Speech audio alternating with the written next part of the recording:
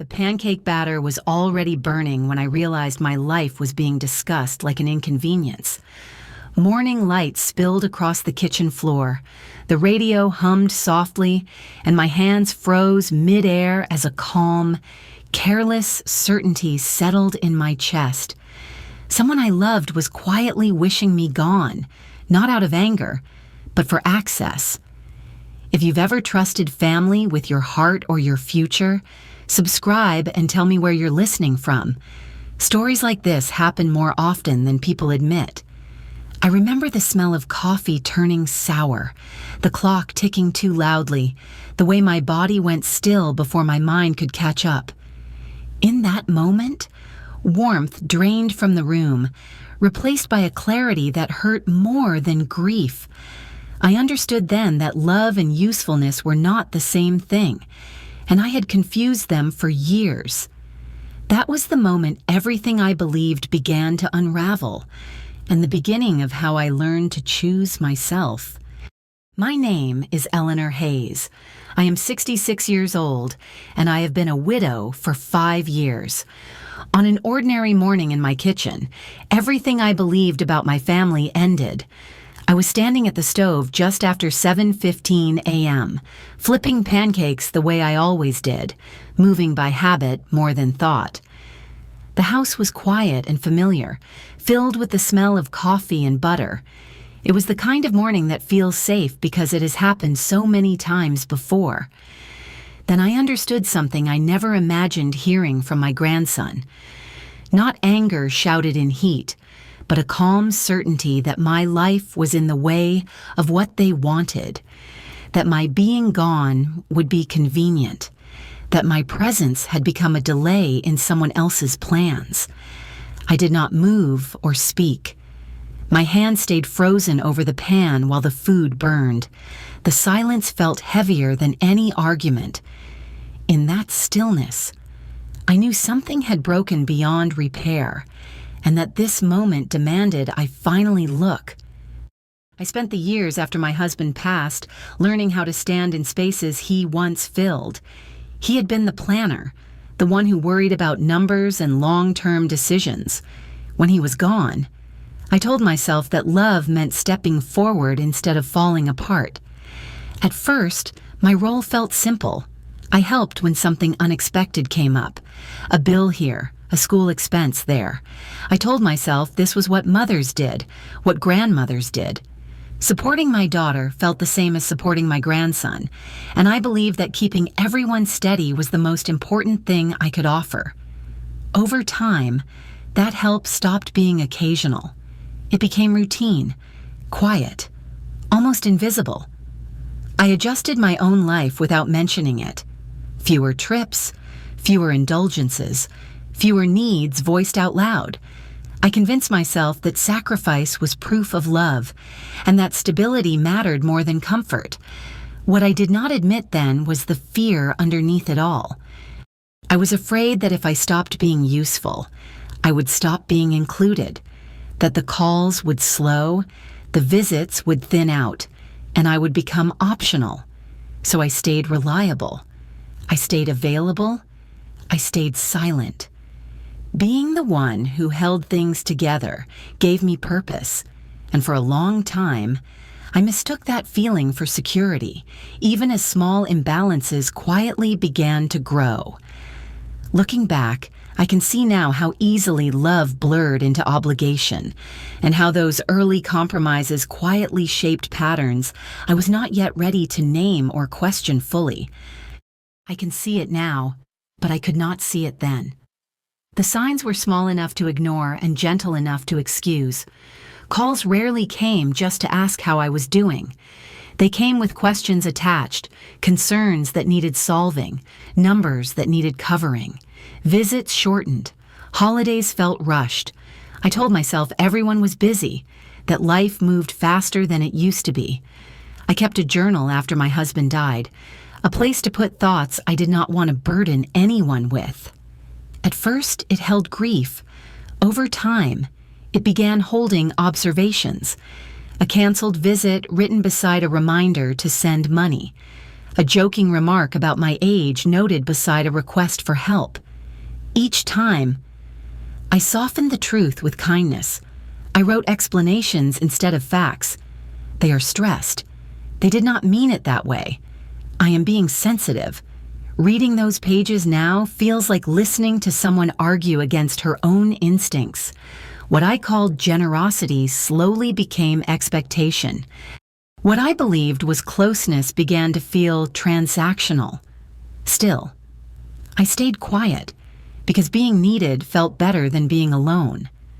The pattern did not arrive all at once. It formed gently, day by day, hidden beneath routines and habits I trusted. By the time I sensed something was wrong, the distance was already built in, waiting for one ordinary moment to finally make itself impossible to ignore completely clear.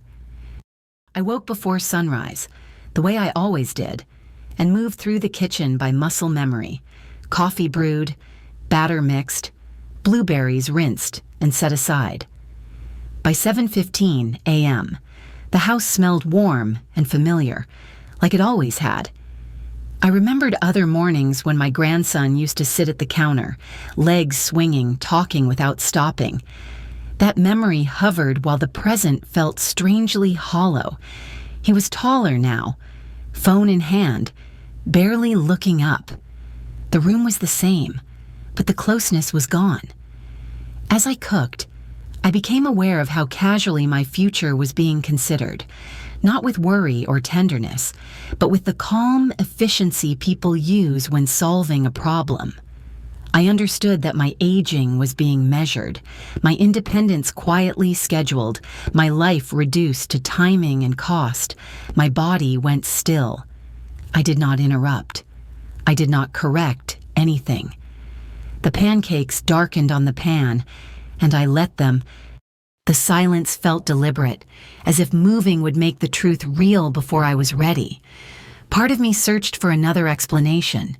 Fatigue, misunderstanding, anything that allowed me to keep the version of my family I believed in.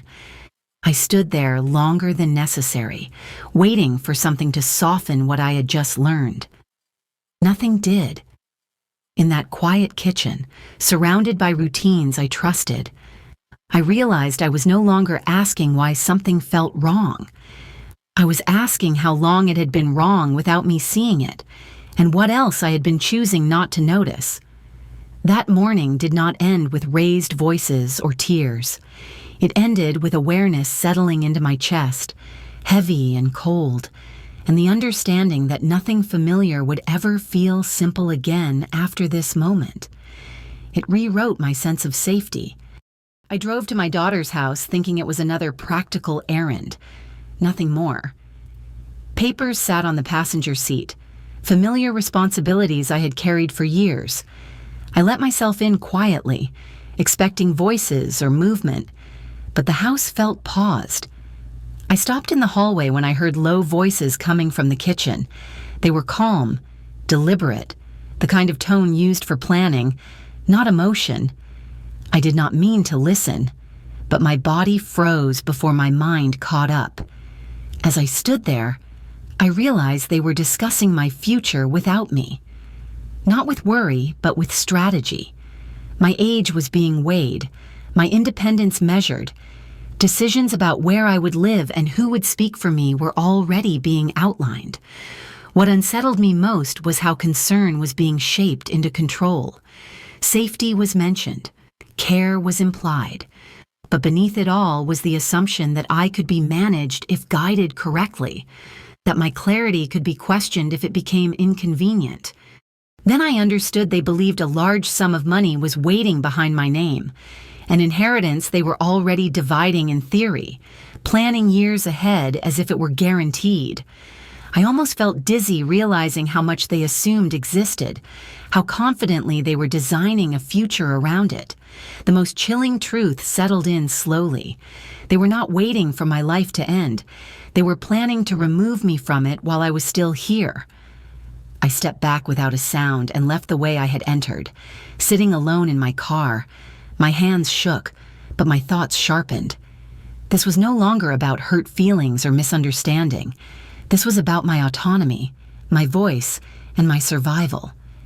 In that moment, fear finally gave way to resolve, and I knew I had to move carefully, quietly, and protect myself before anything else was taken from me. I did not confront anyone after that day. I chose silence, not out of fear, but out of clarity. I needed to know whether what I heard was fear-driven confusion or calculated dependence. So I changed one small thing. During a routine call, I mentioned that I would be tightening my budget and stepping back from regular financial help. I framed it calmly, as a practical decision, and then I waited. The responses came quickly, not questions about my health or stress, not concern about how I was managing alone. The first reactions circled around access. How long would this last? What alternatives existed? What plans would need to change? Each voice revealed itself through tone more than words. Anxiety sharpened when money was mentioned. Warmth cooled when boundaries appeared. I listened carefully, saying very little, letting the imbalance speak for itself. I noticed something else, too. No one asked what prompted the change. No one asked if I needed support. The silence around my well-being was louder than anything they said. That was when a simple rule formed in my mind. Love pauses for the person. Use rushes to protect the benefit. By the end of that week, doubt was gone. I began documenting everything. Dates, shifts in behavior, requests made too quickly. Hope quietly left the room, replaced by resolve. I understood then that protecting myself would require planning, not emotion, and that the next steps could no longer be personal. They had to be practical. From that moment forward, I trusted evidence over instinct and prepared accordingly. I stopped thinking of it as a family problem the moment I realized feelings would not protect me. This was about rights, records, and control over my own life, and I needed help from people who dealt in facts. The first appointment I made was with a financial advisor I had trusted for years. Laying everything out on the table brought an unexpected relief. My accounts were reviewed, assumptions corrected, and boundaries put in writing. What I had feared was validated without judgment. Next came an estate attorney. Walking into that office felt like reclaiming dignity. Documents were updated, authority clarified, and safeguards placed where ambiguity once lived. I learned that protection was not punishment. It was respect. I also met with my doctor, not because I doubted myself, but because I refused to let anyone else define my capacity. The evaluation was calm and thorough, and it affirmed what I already knew. I was capable, aware, and fully competent. When I left those offices, I carried more than paperwork. I carried certainty. Every decision was documented. Every boundary was supported. Preparation replaced fear with steadiness. For the first time since that morning in my kitchen, I felt ahead of the situation instead of bracing for it. I was no longer reacting. I was ready, with everything in order. I understood that the next conversation with my family would be different because I would finally be standing on solid ground. I knew confrontation would come, but it would meet preparation, not panic. What once felt like betrayal had become information, and information gave me leverage. I had done what I needed to do quietly, deliberately, and on my own terms. And that readiness changed how I carried myself into what came next. I was no longer unsure at all now. I arrived early and set the table myself, wanting the room calm before anyone else brought their expectations with them. Candles were lit, food warmed, chairs placed evenly. It looked like any other family dinner, but the air felt tight, as if everyone knew something unspoken was waiting. They arrived smiling, polite, careful. I noticed how eyes lingered on me longer than usual, measuring my mood. I took a breath and sat, feeling steadier than I expected. I had already made peace with what I needed to say. When the moment came, I did not raise my voice or accuse anyone. I simply explained that my finances, medical decisions, and estate were now fully protected. I shared that professionals were involved, documents were finalized, and assumptions were no longer guiding my life. The shift was immediate. Faces changed. Stillness replaced small talk. I watched reactions ripple across the table, not with anger, but with clarity. What I saw confirmed everything I had learned. I went on, calmly stating that my financial support would end, not as punishment, but as necessity. I explained that my role was changing, and that I would no longer be funding lives that did not respect mine. The silence afterward felt different from before. Lighter. Honest. I asked them to leave once dinner was finished, and for the first time, the request did not shake me. As the door closed behind them, I did not feel loss. I felt relief. The truth had finally been spoken, and with it came a quiet certainty that this confrontation was only the beginning of their response, not the end of my resolve. I gathered the dishes slowly, noticing how steady my hands were, understanding that dignity can sound like quiet footsteps leaving a room, and that boundaries, once spoken, have weight even when no one argues against them. That knowledge stayed with me long after the lights went out. I was folding laundry one quiet afternoon when the knock came. It was firm, official, and immediately told me this was not a visit of concern. I understood at once that my family had made one last move. An elder welfare representative stood at the door, clipboard in hand. I invited her inside without hesitation. My heart was steady, not because I was fearless, but because I was prepared. As the assessment began, I noticed how quickly my daughter tried to explain me, how my grandson filled silences meant for my answers. I listened, letting them speak, knowing the truth did not need help.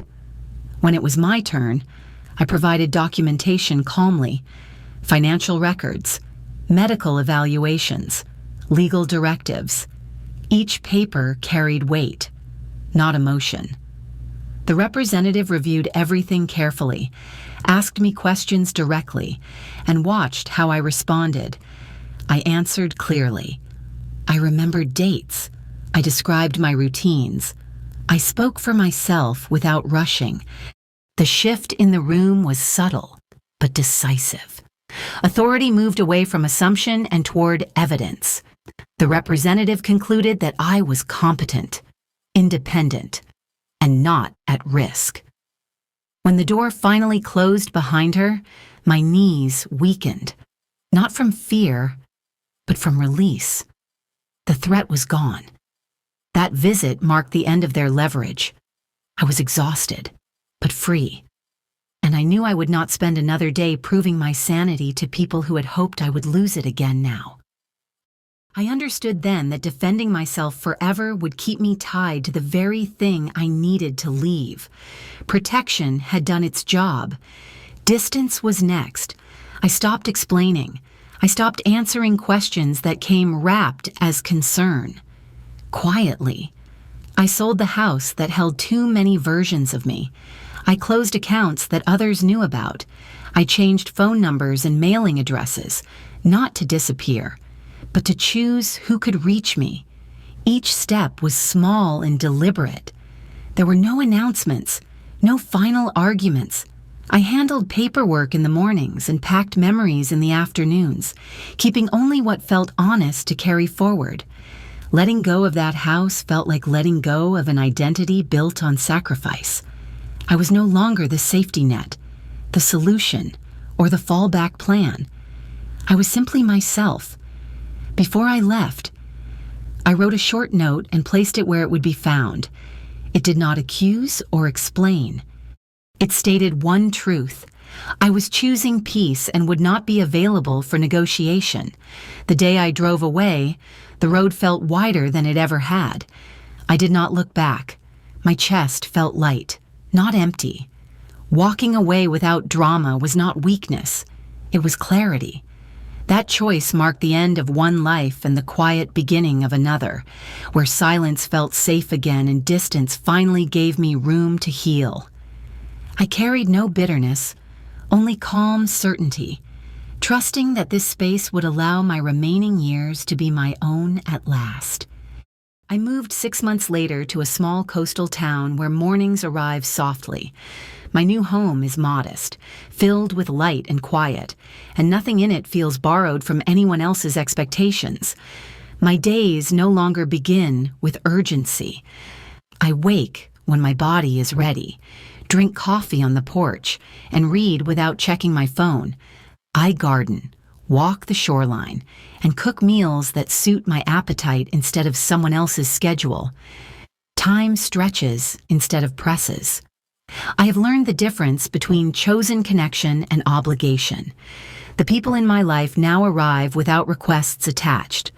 We talk about books, weather, memories, and plans that belong only to the present. Laughter comes easily because nothing is owed afterward. When thoughts of my family surface, they no longer sting. They pass through like old photographs, familiar but distant. I do not replay conversations or rehearse explanations. The need to justify myself dissolved somewhere along the way. What surprised me most was how peace feels physical. My shoulders rest lower. My sleep is deeper. My decisions feel clear because they are mine. Worth is no longer measured by what I provide, but by how fully I live. Healing did not announce itself. It arrived quietly, built from ordinary days stacked gently together. I did not reclaim myself through anger or victory, but through consistency and care. Standing here now, I understand that usefulness was never the same as love. Freedom gave me space to learn that, and time gave me proof. This life may be smaller, but it is honest, and in that honesty, I have finally come home to myself. It is quiet work, living this way. But each calm morning confirms that choosing myself was not selfish. It was necessary, and it was enough all along, always. I look back on this journey without anger, only clarity. What began as confusion and hurt slowly became understanding, and that understanding changed how I see love, family, and myself. I learned that love does not require self-erasure. Family is not proven through sacrifice that leaves one empty, and care that costs you your voice is not care at all. Boundaries did not break my family apart. They revealed what was already fragile. Walking away was not failure. It was strength expressed quietly. It was choosing dignity over endurance and peace over performance. Autonomy is not abandonment. It is an act of respect toward one's own life.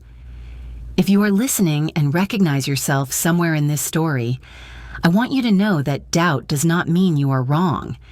It often means you are waking up. You are allowed to question roles that hurt you, even when they are wrapped in tradition or obligation. There is no prize for suffering in silence. There is only time.